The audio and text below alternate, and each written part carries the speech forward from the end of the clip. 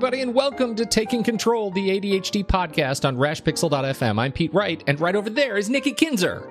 Hello, Pete Wright. Hello, Nikki Kinzer. Hello. Are you having a good day? I'm having a great day. I'm sure you are. I'm having a great day. No, it's a good day. It's the first. It's the last day of school yesterday for one of my kids, and Awesome. and a whole new week of school for another one of my kids. So we're in that no man's land.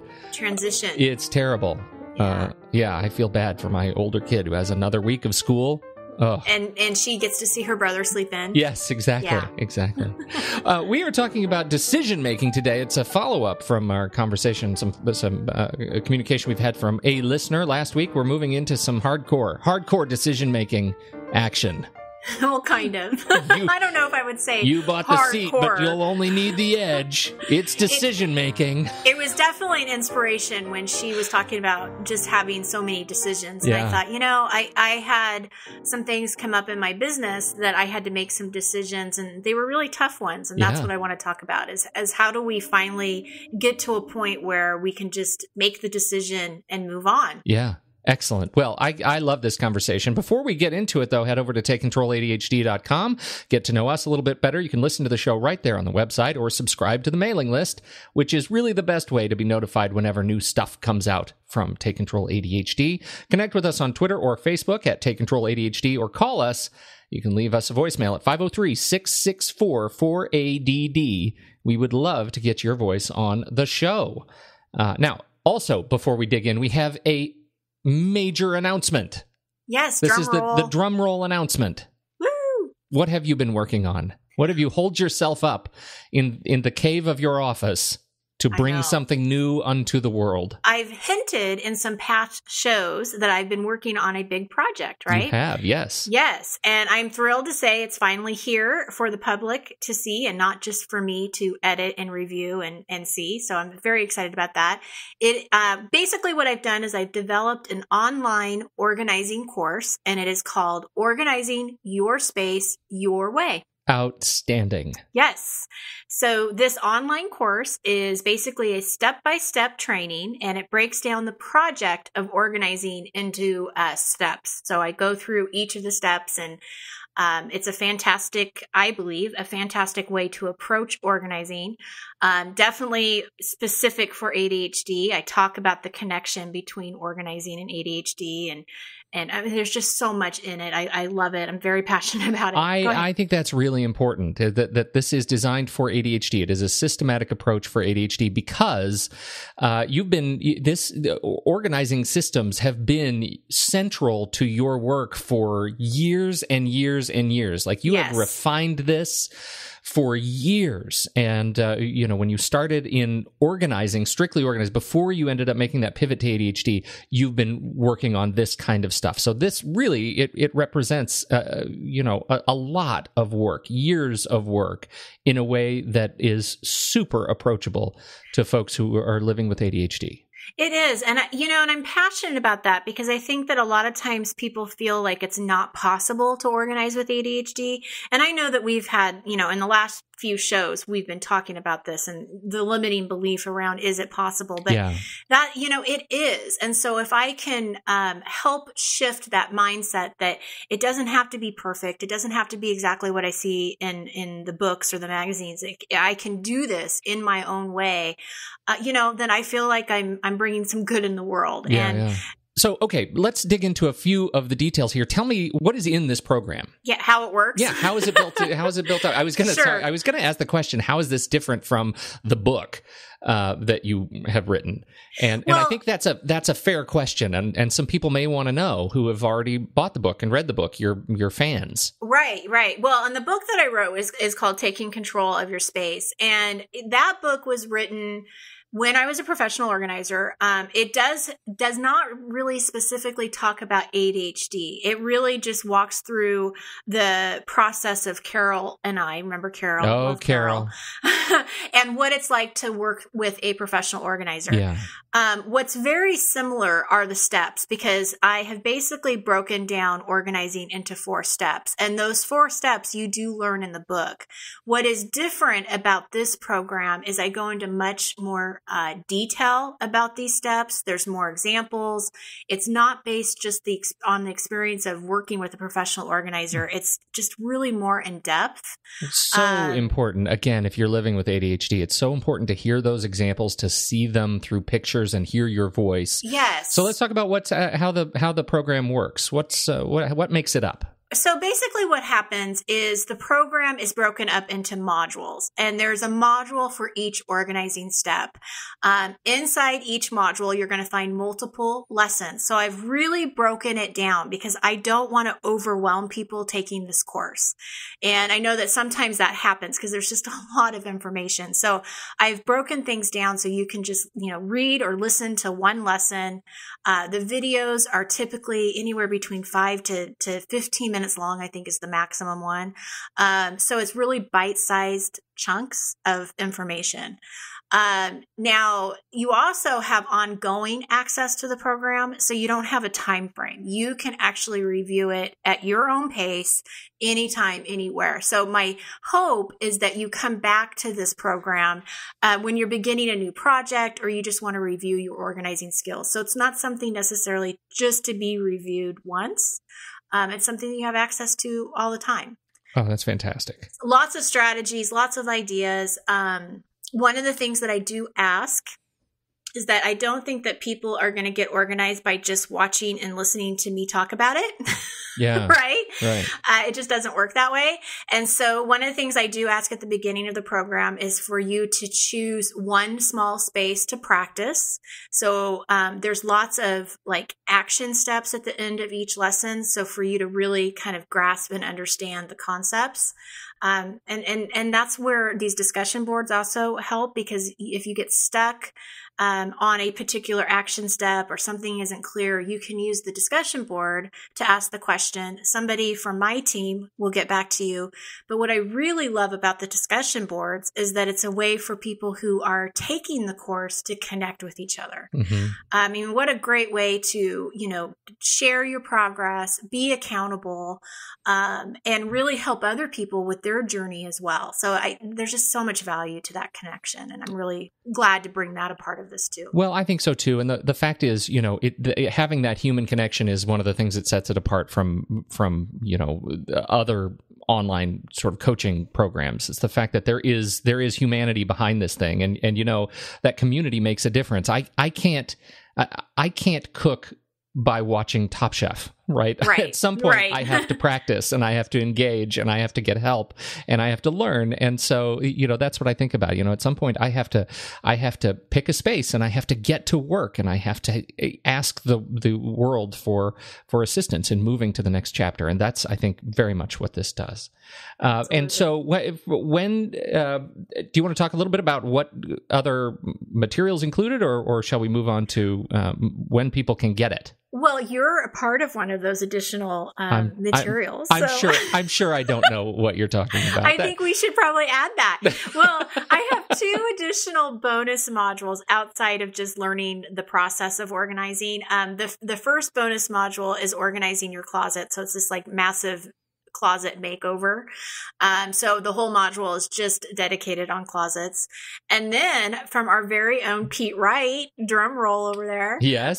You have added a module on your favorite apps and tools on how to organize with ADHD. So I'm very excited that you get to be a part of this as well. I am too. I'm so glad to be invited. So I hope, we've talked a lot about the technology and tools that I use over the years that we've been doing this show.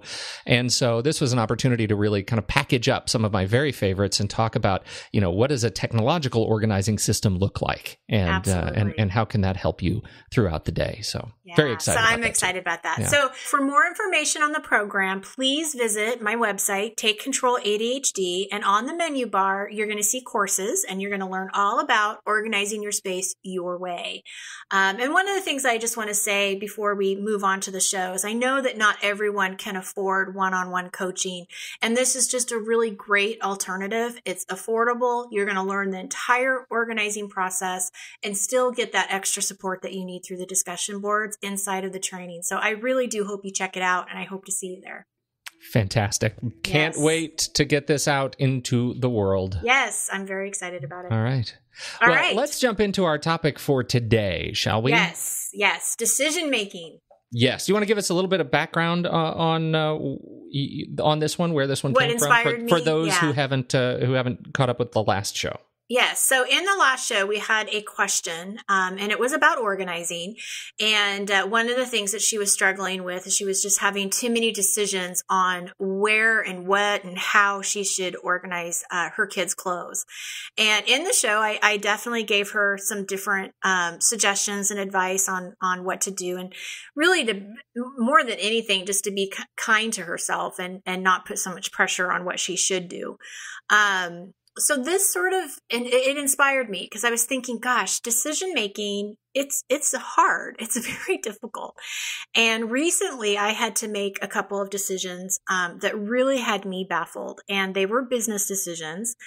And it was very clear that I was not moving forward on my projects because these decisions had not been made yet. You ever felt that way? No?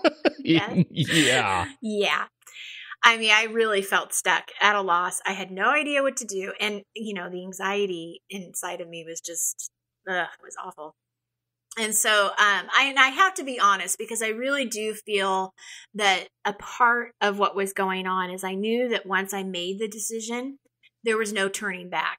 And so there was some definite fear that was a driving force of me on why I was avoiding these decisions, basically. Right. But as we know, Pete Wright, avoidance as a strategy doesn't really work. It's a lesson you think that you can learn once and be finished learning, but man, does that come back to bite me. Yeah, it really just isn't a good strategy. I knew I had to make a decision. And so before I tell you what I did, I'm really curious to hear from you. What do you do? Like, when you are stuck with making a decision and you have to make it, like there is no way around it. What do you do, Pete? How do you get past that? You told me that I should be prepared to answer this, and yes. I have been thinking so hard about it. Like, what is it that I really that I do when I'm facing tough decisions? I asked my wife last night, I'm thinking, how do we make decisions when they're really hard?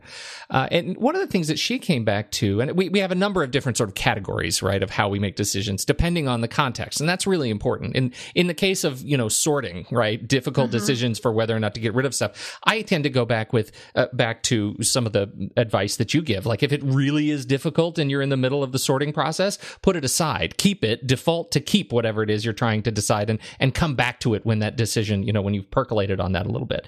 But when I'm facing something that's deadline based, I typically have, I have kind of categories of how I'm forcing myself to move through decisions. But ultimately, I think I start with research. Right? I research what the constraints are around this difficult decision. I try to get as much objective data as I can around whatever subject I'm dealing with. I ask experts for help, right? I try to find somebody who may know more about the decision than I do.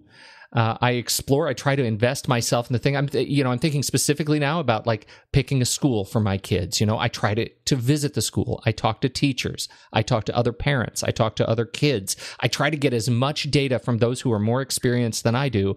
And finally, and this is the part that continuously I have to learn and relearn.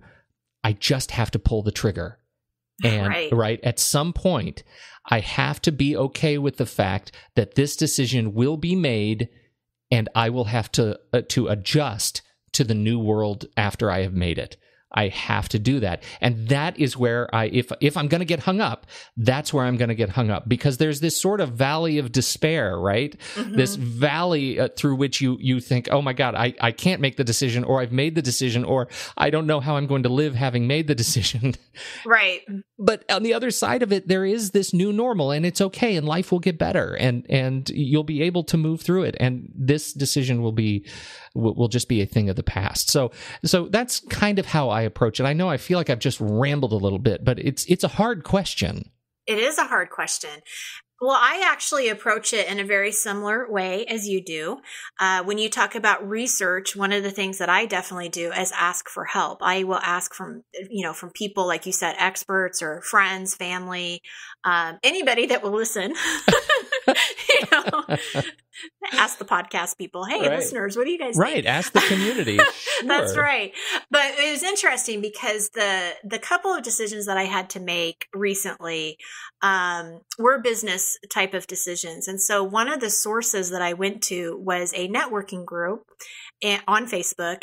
And I was telling them about this decision that I had to make. And to put it in context, I was basically trying to decide between two different platforms to serve a specific side of my business. And there was a response that was given to me that it just really hit hard. It really resonated with me. And this is what he said. He said, they all have good and bad stories with them. The point is, decide and be done with it. Use all that mental energy you have now gotten back to focus on giving the best possible product with the tools you have chosen. Indecision is worse than making the wrong one. Either way, make it great and have a backup plan.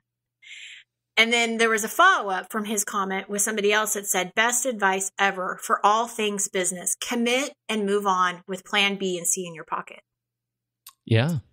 Well, that's it. That gets to my sort of valley of despair thing. Like, you got to move through it somehow. You got to pull that trigger, right? Is what you were saying. Yeah. Well, and I think for me, what resonated with it was such a good reminder that being in the place of indecision was giving me so much more anxiety than if I just made the decision, be done with it, and then really focus on learning that platform and becoming really comfortable with it, so that I wasn't fearing it. I wasn't insecure about it. And, really focusing that mental energy on what I should be focused on. And it was just a really good reminder. And that word energy really stuck with me because I was like, oh my gosh, you're right. All of this anxiety and mental energy is going to something that is really ridiculous, right? Because Truly. Once I make the decision and you say, pull the trigger and just know that whatever the consequences are or whatever the fallout is, it will be okay. Like, I'll figure it out. Yeah. That may offer you the opportunity to make a new decision. But that's the whole discussion of opportunity cost that I think is undervalued in decision making, right? It's this idea that the benefit of making a decision is not just that the decision is made, but that the energy you put into the decision before you made it actually gets to be funneled into something new. Right. And I think when we think about it in that perspective, when we think about it as a flow of attention that we are able to channel into new projects, I think that is something that we don't often think enough about when we're thinking about the benefit of just moving on. Yeah. Out of the fear of making the wrong decision into the opportunity that comes with having made a decision. Well, and one last thing that I want to say that I do when it comes to making a bigger decision is I do take the time that I need within reason to kind of just sit with it and to really reflect and listen to my intuition. And I have to ask myself, what feels right? What am I most comfortable with? What am I really afraid of? And I had to ask that question when it came to this platform, and I'm afraid of technology. I'll just throw it out there. Be right. I am not wired like you. Technology, that's what I was afraid of, is technology. And so then you have to break that down and say, okay, really, what do I really need to know? And what's the worst case scenario? What's the best case scenario? The only thing that I want to emphasize is the time frame of reflection, because we can also get stuck here thinking that, all right, I just have to keep reflecting on it, and then that's almost an avoidance strategy. Same thing with research. Well, I just have to keep asking more people. I just have to keep Googling and gather more information. But that can also be a way for us to avoid it. So just, be aware, I think, would be my only suggestion for people, is don't get stuck in these two areas. Because again, we have to wrap back to what we've been saying, is you have to make that decision, focus your energy where you want to focus it on. And I don't know, there's something about just having the confidence to know that everything's going to be okay too. It is okay. And that's what they say about the greatest leaders are able to make decisions without 100% of the information, right? They have confidence, and they have a little faith that, just making a decision will create new opportunity, whatever that is. It's going to be, there's some part of it that will be unknown.